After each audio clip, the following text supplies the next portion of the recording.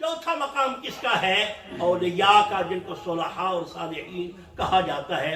اب یہاں نبی، اب قرآن مجید کی آیت کریمہ جو عموماً آپ سنا کرتے ہیں کہ صحابہ حضور کی بارگاہ میں عرض کرتے ہیں یا رسول اللہ صلی اللہ علیہ وسلم، اس جہان میں ہم آپ کی سنگت کے محتاج ہیں، تو ہم چاہتے ہیں کہ اگلے جہان بھی آپ کی سنگت نصیب ہو۔ اس کے لیے اللہ نے ارشاد فرمایا تھا محبوب یہ سنگت نصیب ہوگی وَمَن يُطِعِ اللَّهَ وَالرَّسُولَ، اگر اللہ اور اس کے رسول کی اطاعت و فرما برداری کرو گے پھر یہ مقام ملے گا۔ وَمَن يُطِعِ اللَّهَ وَالرَّسُولَهُ فَأُولَٰئِكَ مَعَ الَّذِينَ أَنْعَمَ اللَّهُ عَلَيْهِمْ، پھر ان لوگوں کی سنگت مل جائے گی جو کون ہیں؟ جن پر اللہ نے انعام کیا، جو انعام یافتہ ہیں۔ اب اس کی ترتیب بتائی، من النبیین، نبیوں کی سنگت نصیب ہوگی اگر اللہ اور اس کے رسول کی فرما برداری کی تو۔ پھر کیا فرمایا؟ والصدیقین، اور صدیقین کی سنگت نصیب ہوگی۔ آگے کیا فرمایا؟ والشہداء، اور شہیدوں کی سنگت نصیب ہوگی۔ والصالحین، اور صالحین نیک اعمال کرنے والے صلحاء اولیاء کی سنگت نصیب ہوگی۔ یہ اللہ کا وعدہ ہے۔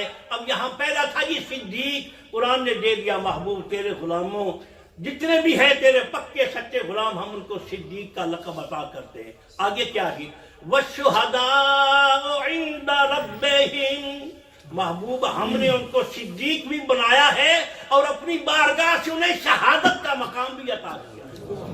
صدیقون وَالشُّهَدَاءُ عِندَ رَبِّهِمْ، بندہ مومن ہو، مومن ہونے کے بعد پکا سچا اخلاص کے ساتھ سارے رسولوں پر ایمان لانے والا ہو، اللہ فرماتا ہے محبوب وہ صدیق بھی ہیں میری بارگاہ میں اور شہداء بھی ہیں میری بارگاہ میں۔ وَالشُّهَدَاءُ عِندَ رَبِّهِمْ، اب یہاں اس لیے صدیق اکبر کو اللہ کے محبوب نے صدیق اکبر کا لقب دیا۔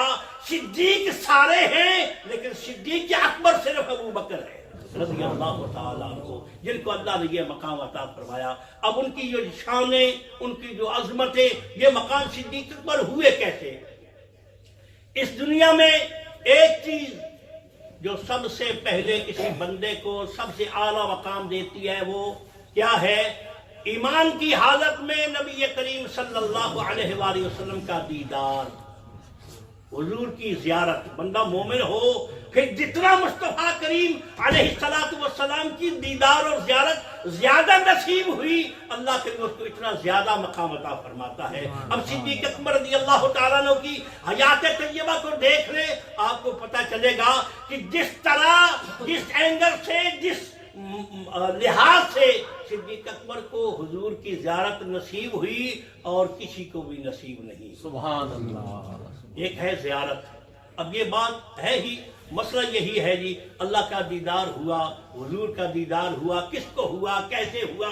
اب صدیق اکبر رضی اللہ عنہ جب صحابہ کرام رضوان اللہ علیہم اجمعین سے حضور ان کی خواہشیں، تمنائیں پوچھتے ہیں، تمہاری حسرت کیا ہے، تمہاری خواہش کیا ہے؟ اگر تمہیں یہ شان دے دی جائے، تمہیں موقع دے دیا جائے کہ کیا بننا چاہتے ہو تو بتاؤ، کیا بننا چاہتے ہو، کیا کرنا چاہتے ہو؟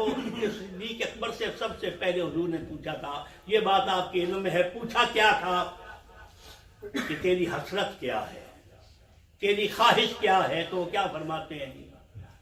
بڑی مقام ہے، بڑی عظمتیں ہیں، لیکن وہ کہتے ہیں یا رسول اللہ میری تو تمنا یہ ہے کہ جب مجھے موقع ملے النظر الی وجہ رسول اللہ،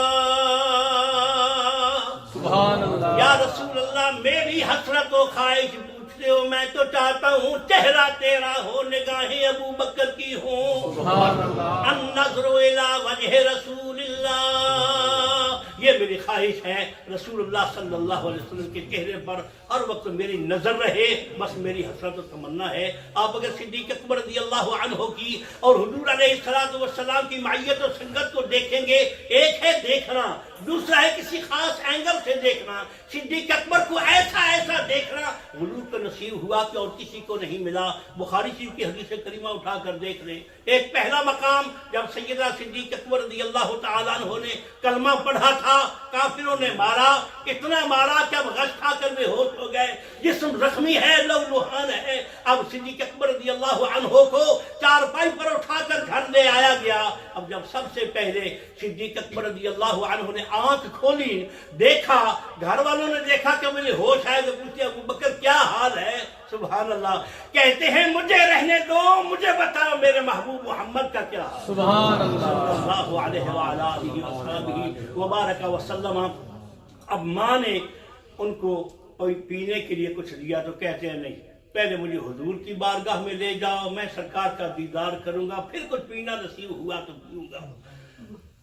سیدنا عمر فاروق رضی اللہ عنہ کی ہمشیرہ جن کے بارے میں ہم اکثر سنا کرتے ہیں کہ وہ قرآن پڑھ رہی تھی، وہ بھی اس وقت حضرت ابوبکر صدیق کی والدہ کے ساتھ تھی۔ ان دونوں نے آپ کو اپنے کندھوں کا سہارا دیا، حضور کے گھر لے گئے۔ نبی کریم صلی اللہ علیہ وآلہ وسلم نے دیکھا، اب وہاں ہوا یہ، سرکار نے جو ہی دیکھا تو فرمایا ابوبکر کو یہاں لٹا دو۔ چارپائی پر لٹایا گیا، بڑا منظر بڑا عجیب تھا جی۔ نبی کریم صلی اللہ علیہ وآلہ وسلم ابوبکر صدیق کے سرہانے کی طرف سے آئے، اب ابوبکر کا چہرہ آسمان کی طرف ہے، سرکار نے اپنا چہرہ جھکایا، فکبر رسول اللہ صلی اللہ علیہ وآلہ وسلم علی وجہ ابی بکر، مصطفیٰ کریم نے اپنا چہرہ ابو بکر کے چہرے کی طرف جھکا لیا۔ اب صدیق کی آنکھیں کھلی ہیں، وہ مصطفیٰ کو دیکھ رہے ہیں، مصطفیٰ ابو بکر کو دیکھ رہے ہیں۔ ایک تھا یہ نظارہ، یہ بڑا عجیب تھا۔ پھر دیکھیے جی، بخاری شریف کی حدیث کریمہ ہے، یہ حدیث کریمہ الغابہ میں جو پہلے میں نے آپ کو سنائی ہے، جب وہ اسلام قبول کر رہے تھے، اب سیم وہی منظر ہوا۔ نبی کریم صلی اللہ علیہ وآلہ وسلم کا وصال ہونے کو ہے۔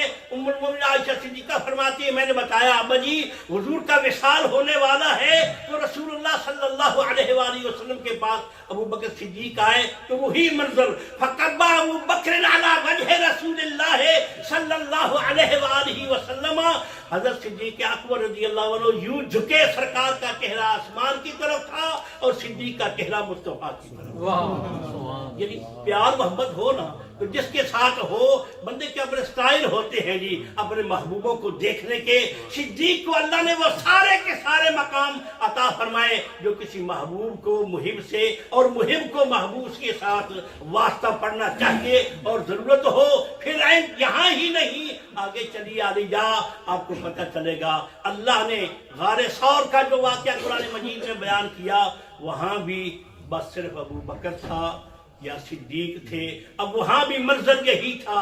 صدیق اکبر رضی اللہ عنہ کا آپ کی گود ہے اور مصطفیٰ کریم علیہ السلام کا سر حضرت ابوبکر صدیق رضی اللہ تعالیٰ عنہ کی گود میں ہے۔ اب آپ اندازہ کر لیں کہ صدیق کو حضور کو دیکھنا کیسے نصیب ہو رہا ہوگا۔ جب حضور موجود ہوں تو صحابہ فرماتے ہیں وہ آپ کو منظر یاد ہوگا۔ صحابہ اکرام نے پوچھا نا کہ نبی کریم صلی اللہ علیہ وآلہ وسلم تم تو پہلی صف میں ہوتے ہو، جب حضور نماز میں کھڑے ہوتے تھے بتاؤ نا، کھڑے ہوتے کچھ پڑھتے تھے یا کہ نہیں؟ تو وہ کہتے ہیں پڑھتے تھے، عبداللہ ابن عمر ہے، پڑھتے تھے، تمہیں کیسے پتا چلا؟ ہم سنتے تو نہیں تھے۔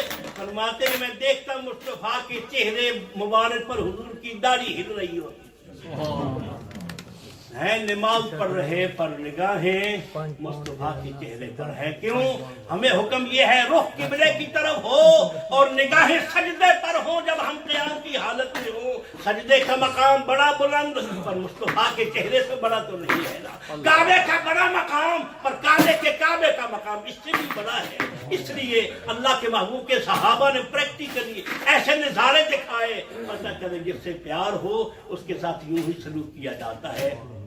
اللہ فرماتے صدیق، اب آپ کی زندگی کے آپ کی جتنے بھی احوال ہیں ان پہ اگر غور کریں تو ہم نے یہ سارے منظر اور یہ سارے مقام اس لیے بیان کرنے سننے سنانے شروع کر رکھے ہیں کہ کم از کم وہ عمل ہمیں نصیب ہو جس نے صدیق کو یہ مقام دیا تھا، ہم بھی اسی مقام کی طرف بڑھنے کی کوشش کریں۔ صحابی کوئی نہیں بن سکتا، لیکن یہ تو ممکن ہے مصطفیٰ کریم علیہ السلام کے اب بھی چہرہ انور کا دیدار ہو جائے۔ حضور ارشاد فرماتے ہیں صلی اللہ علیہ وآلہ وسلم، من رأى فی المنام فقد رآنی الحق، لوگو جس نے خواب میں مجھ محمد کو دیکھا اسے سچی بات ہے مجھے ہی دیکھا۔ فإن الشیطان لا یتمثل بھی، شیطان سب کچھ بن سکتا ہے پر محمد جیسا نہیں بن سکتا۔ حضور کی مثال شیطان کو بھی بنانے کی طاقت نہیں ہے، اس لیے آقا نامدار صلی اللہ علیہ وسلم میں ترغیب دی، کوشش کیا کرو۔ اب یہاں صدیق اکبر کو وہ مقام ملا ہے۔ اللہ تبارک و تعالی ہمیں اپنے محبوبوں سے محبت نصیب فرمائے، ان کے نقش قدم پہ چلنے کی توفیق عطا فرمائے۔ ابھی اذان میں انشاءاللہ العزیز اذان ہوتی ہے، اس کے بعد جناب ڈاکٹر نصر اللہ صاحب سنتوں کے بعد آج ان کو کچھ عرض کریں گے تو کچھ ارشاد فرمائیں۔ اذان ہوتی ہے، اس کے بعد سنت سے ادا کریں گے انشاءاللہ۔ اللہ اکبر، اللہ اکبر، اللہ اکبر، اللہ اکبر، اشہد ان لا الہ الا اللہ، اشہد ان لا الہ الا اللہ، اشہد ان محمدا رسول اللہ، اشہد ان محمدا رسول اللہ، حی علی الصلاۃ،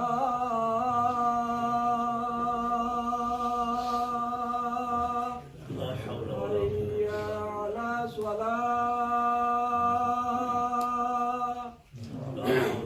حی علی الفلاح، حی علی الفلاح، اللہ اکبر، اللہ